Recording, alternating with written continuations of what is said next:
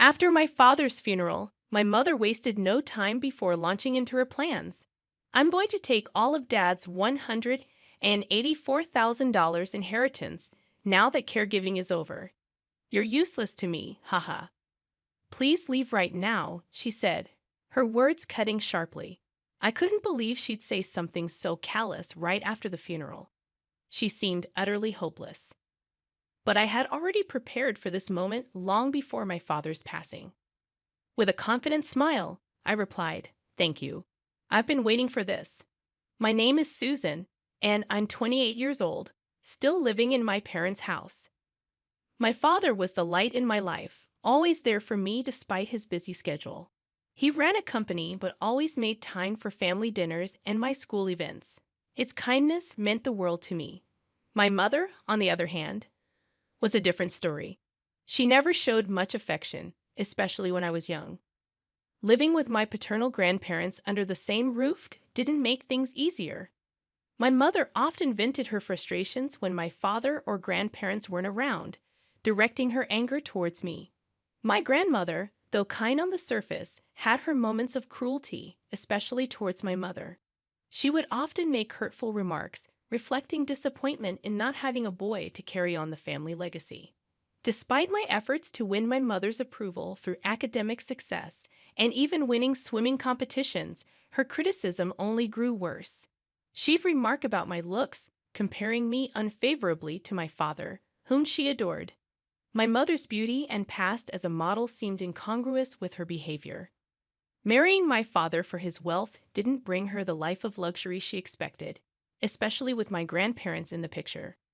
Things worsened after my grandparents passed away, leaving my mother unchecked. She squandered my father's money on parties, neglecting both me and the household chores. Meanwhile, my father was focused on rebuilding his company's stock value, leaving me feeling isolated and lonely. But despite it all, I had learned to navigate the deceitful world of adults like my mother from a young age.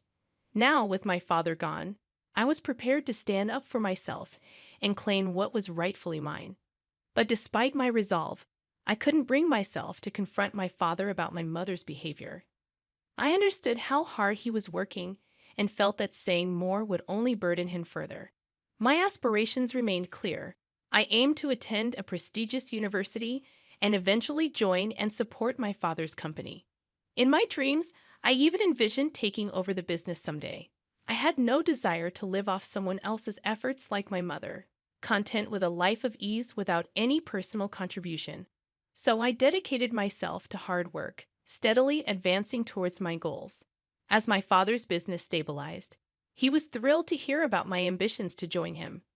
He allowed me to intern at his company during my third year of university. The employees were patient and kind, teaching me the intricacies of the business. After graduation, I officially joined the company as a full-time employee. Meanwhile, my relationship with my mother remained distant. I found solace in my work, immersing myself in the challenges of the corporate world. Despite being more strict and commanding in the office, my father always showed me kindness and concern, switching effortlessly between the roles of boss and father. As the years passed, I continued to thrive in my role within the company. However, life took a sudden turn when my father suffered a severe leg injury in an accident. He required extensive caregiving, and I couldn't trust anyone but myself to provide it. Reluctantly, I returned home to care for him, setting aside my feelings towards my mother for the sake of my father's well-being. Despite my mother's hurtful words, I chose to brush them off. My focus remained on caring for my father while juggling responsibilities at the company. Even confined to a wheelchair, my father's mind remained sharp, and he continued to lead the company, getting instructions remotely and attending meetings only when absolutely necessary. During this time, my father expressed his gratitude and apologized for the trouble I was going through. "It's fine, Dad," I reassured him. "I still have so much to learn from you." As I cared for him, my father imparted invaluable lessons in management, seemingly aware of his declining health. When we eventually learned he had cancer with only a year left to live, I was devastated. Spending even more time with him became my priority, visiting him daily when he was hospitalized. As his condition worsened, my father made a heartfelt request to entrust the company to me. "I've taught you a lot, Susan," he said. "I trust you with the company.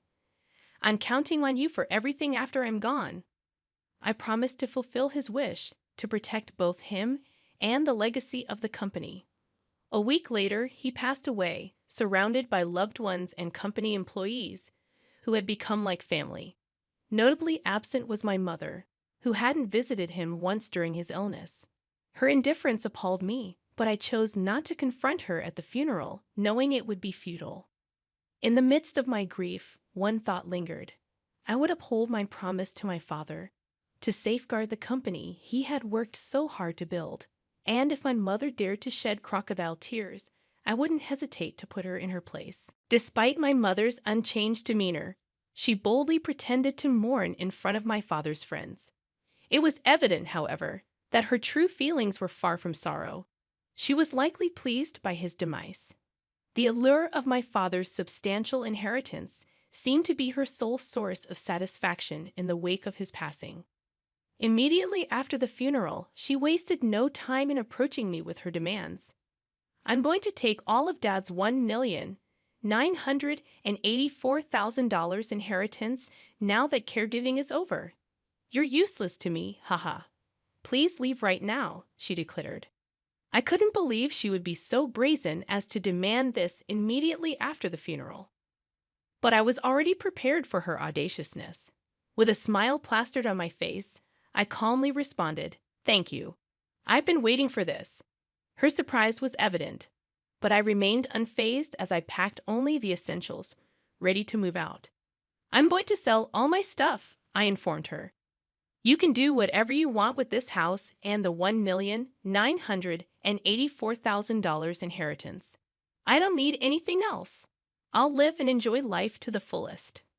Her mocking laughter only fueled my determination as I ignored her and left soon after. A month later, she bombarded me with calls, questioning why I had left the house. Reluctantly, I answered, "What do you mean by this? Why do I have to leave the house?" she demanded. I couldn't resist teasing her a little. "Oh, that's because I inherited the house," I replied casually. "Dad left the house to me, not you. I sold it for about $1 billion. Her disbelief was palpable. "$1 billion? It's sold for that much," she exclaimed. But her shock didn't sway me. "Well, it doesn't matter," I assured her. "I have $1,984,000 inheritance." With that, I ended the call, content in my newfound independence and freedom from her manipulative grasp. My mother's confusion about the inheritance was swiftly met with a reality check. "Of course you haven't received $1,984,000 yet. You're a stranger now," I explained bluntly. "Remember when you fought with Dad and thrust the divorce papers at him? Well, Dad kept those papers for any future eventuality. Before he passed, he used them to officially divorce you, ensuring you won't get a single dollar of the inheritance." Her shock was evident as she realized her extravagant spending and reliance on the inheritance had come to naught. "Oh dear, still so extravagant with money, huh? But that's over now.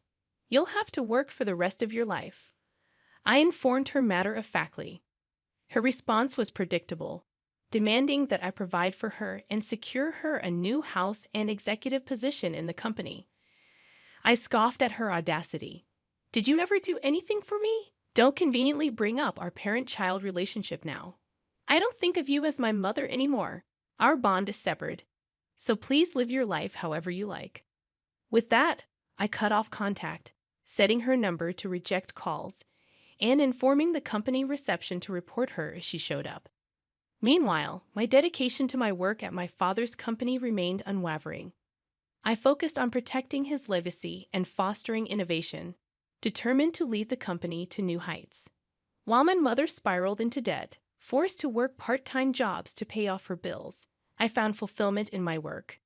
Challenging as it was, I thrived on the opportunity to implement new ideas and strategies different from my father's, while keeping my curiosity alive.